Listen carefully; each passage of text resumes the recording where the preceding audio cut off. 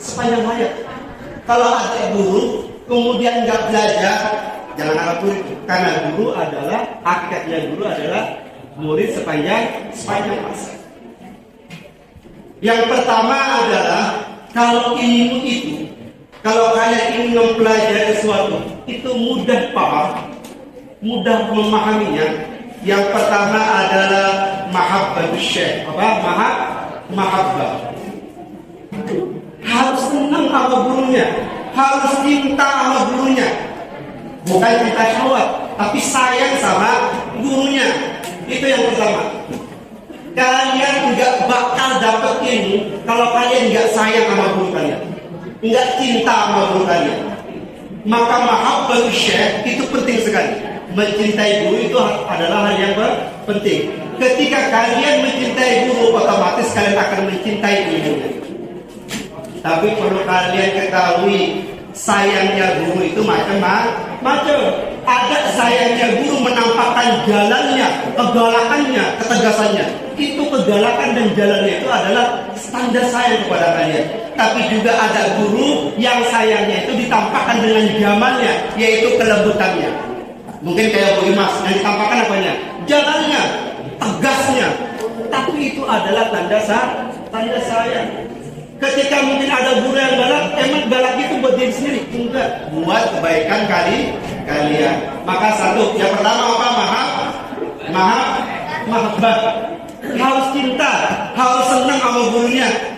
Pelajaran apapun kalau kalian suka, enggak senang sama gurunya, kalian enggak mendapatkan ilmu.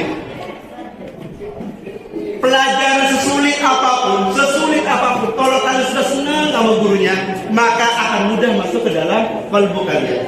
Nah, perasaan mahabbah ini akan menghasilkan yang namanya adab, menghasilkan yang namanya ta'zim, hormat sama guru. Tahu Imam Hanafi? Imam Madzhab al-Arba'ah, salah satu imam madzhab yang 4. Imam Hanafi itu kalau duduk pengen berlonjor, ketika suatu saat dia duduk, kemudian ingin belonjor. Tahu belonjor itu enggak? Oh, pengen selonjoran. Tiba-tiba ketika selonjoran kakinya ditarik lagi. Ditanya, wahai Imam, kenapa kamu selonjoran kok tarik lagi? Karena ketika aku selonjoran, kakiku pas ke rumah guruku. Aku malu. Itu bagian dari adab. Maka kemudian selonjorannya dihadapkan kepada di sisi yang berjauhan dengan rumah gurunya. Padahal rumah gurunya jauh, rumah gurunya ada di sana. Tapi Imam Hanafi tidak mau berselonjoran, kakinya menghadap ke rumah gurunya. Itu adalah bagian dari adab. Imam Malik itu tinggal di mana? Imam Malik itu tinggal di Madinah. Ketika berjalan di kota Madinah, enggak pernah pakai sendal. Padahal seorang imam besar, tapi enggak pernah pakai sendal. Yang pernah umroh pasti tahu kalau musim panasnya kayak apa di Madinah. Tapi dia tidak pernah memakai sendal, tidak pernah berkuda. Ditanya, wah Imam Malik, engkau imam besar, kenapa kalau jalan di kota Madinah kamu enggak pakai sendal, enggak mau naik kuda? Apa kata Imam Malik? Siapa Malik ini? Berani-berani memakai sendal dan menaiki kuda, sedangkan di bawah kubur ada Rasulullah SAW. Bayangkan Imam Malik nggak mau berjalan di kota Madinah pakai sendal karena di Madinah ada makam Rasulullah SAW. Itu bagian dari adab. Kalau di kelas kalian duduk di kursi guru itu tidak beradab, ilmunya nggak berkait. Maka segala sesuatu yang berhubungan dengan guru kamu harus ta'zimi, kamu harus hormati.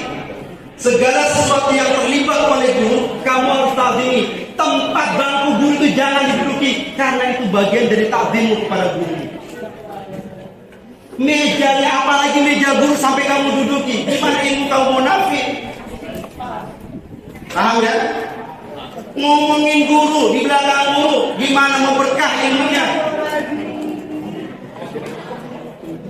Pak, ada yang Pak, saya ngomongin guru, saya duduk di atas kursi guru, saya duduk di atas meja guru, tapi saya ranking 1. Ya, tapi itu menjadikan ilmu menjadi istidrak, makin jauh dari Allah. Nauzubillah min dzalik. berapa banyak orang pintar bukan makin dekat sama Allah, tapi dia makin jauh dari Allah, kemudian dihinggapi di kalbunya rasa takut. Paham ya? Semua yang berhubungan dengan guru harus kamu hormati. Itu adalah buah dari mahabbah. Ketika kamu udah cinta sama guru, maka kamu akan hormat kepadanya, kamu akan takzim kepadanya, dan ilmunya juga akan kamu takzimi. Salah satu mentakzimi dan menghormati ilmu, beradab dengan ilmu adalah naruh buku pelajaran nggak sembarangan, naruh buku di lantai. Gimana mau dapat keberkahan ilmu? Buku ilmu yang berisi ilmu aja kamu naruhnya sembarangan. Maka cara menata buku pelajaran pun ada ilmunya. Pelajaran PAI kamu taruh paling atas. Karena apa? Karena pelajaran PAI ada ayat-ayat Al-Quran, ada hadis-hadis itu yang harus kamu hormati. Al-Quran kamu taruh paling atas, karena itu adalah kalam Allah. Jangan sampai Al-Quran kamu letakkan di meja belajarmu, itu di bawah buku belajar, maka kamu namanya suul adab. Paham? Menghormati guru, kemudian menghormati ilmu, itu adalah buah kalau kita mahabbah kepada guru. Yang kedua adalah hudurul qalb, hati harus hadir. Maksudnya apa Pak itu? Harus wa quli amalu fa sayarallahu amalakum wa rasuluhu wal mu'min. Bekerjalah kamu, belajarlah kamu, maka Allah, Rasulullah dan orang-orang mukmin akan melihat kerjaan pelajaran usaha kamu.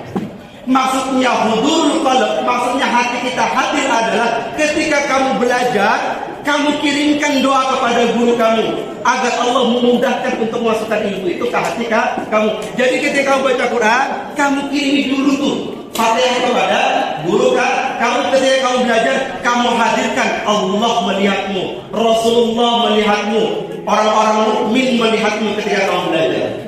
Ketika kamu baca Al-Quran, kamu hadirkan ada Rasulullah hadir di hadapanmu, ada guru-gurumu hadir di hadapanmu. Kalau kamu menghadirkan itu semua, pasti kamu nggak bakal main-main baca Qurannya, sholatnya nggak bakal main-main, belajarnya nggak bakal main.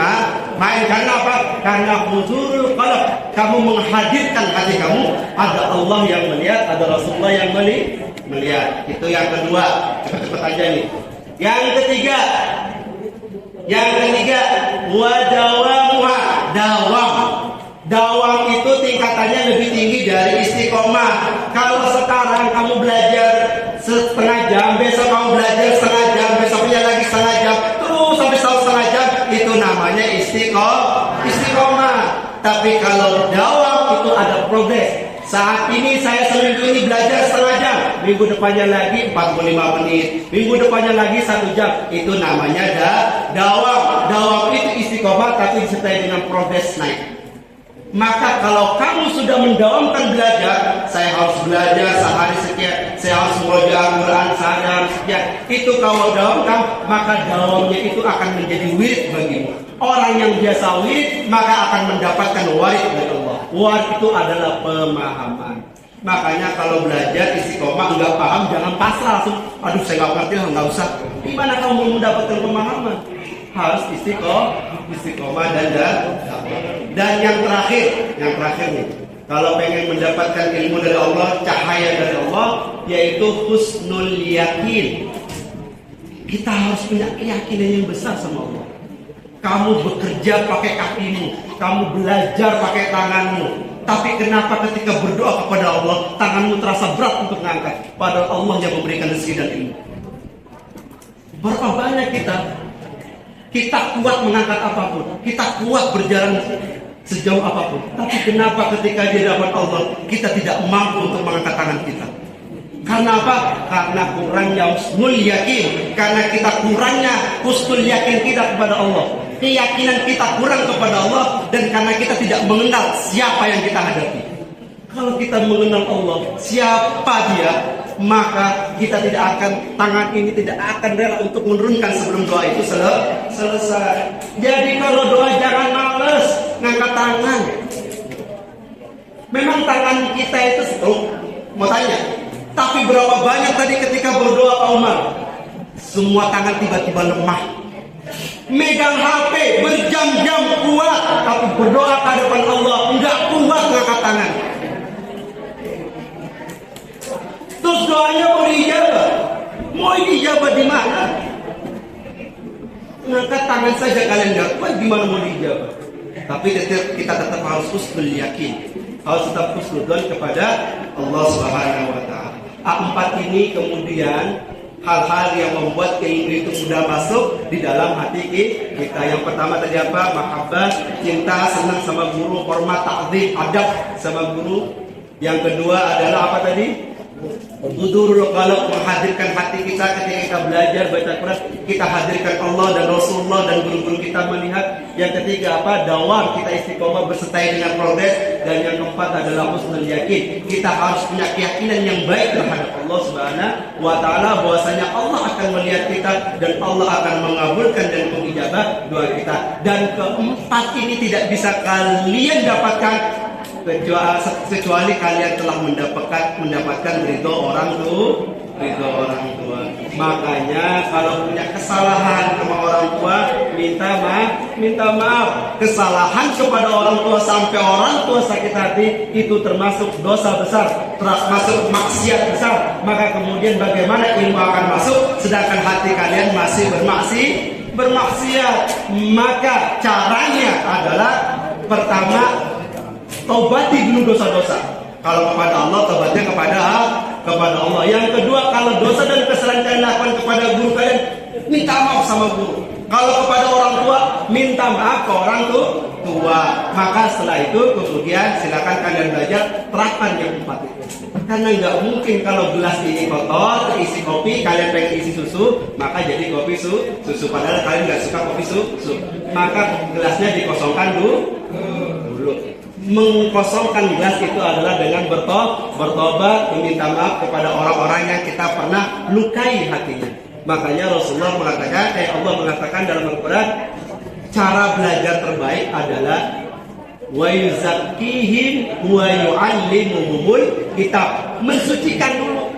Jadi sucikan pikiran dulu, bersihkan pikiran dari hal yang kotor, sucikan hati, bersihkan hati dari hal yang kotor, baru namanya belajar. Kalau pikiran masih kotor, hati masih kotor, kemudian belajar, maka ilmu susah masuk. Mudah-mudahan manfaat, mudah-mudahan bisa dipraktekkan. Ini semata-mata buat kita semua, khususnya saya. Mudah-mudahan ini bisa bisa dipraktekkan dan diamalkan.